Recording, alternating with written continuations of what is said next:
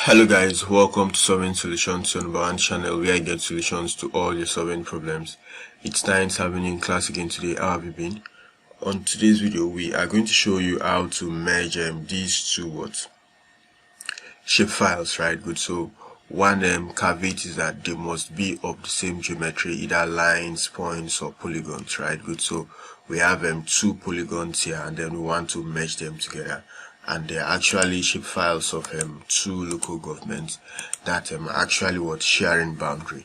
So we come down to the Arc toolbox, then under the data management tool we come down to general, and then under general we come down to merge, right? Good. Now you, as we've always been advising, you can see the brief description of what each of these fields mean, right? Good. So now combines multiple input data sets into a single new one, and then use the append tool to combine into. Now this tool can combine points, line, or polygons, feature class, or tables, right? Good. So if you use this drop down, you'll see these two layers that are already there, so you just add them. You use this other drop down again, you add this, right? Good. So now if you look down, you are going to see the different attributes tables that each of these layers have. So as it has been stated, the field map, maybe perhaps you want to remove some of them.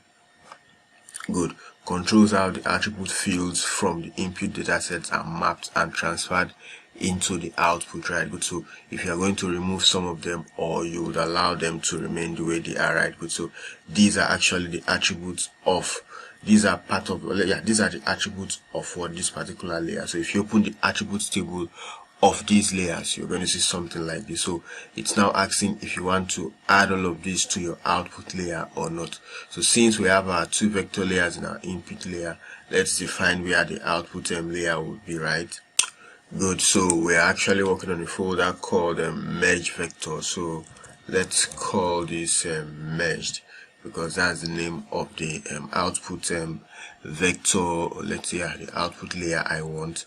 So let's just click on, but before you get to this stage, ensure that you actually connect to a folder, because that was what we did.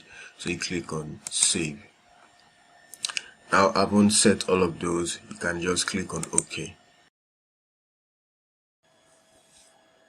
Good. So we have our merged layer out. We can decide to put out the Arc toolbox just for, so we can now, okay, because it's at the top, let's bring it down. So if we put this other one out, we still have something there, and if we put this other one out, so you now see this is the merged layer that comprises these two separate layers, right? Good. So you can decide to come down to, maybe let's say, label features.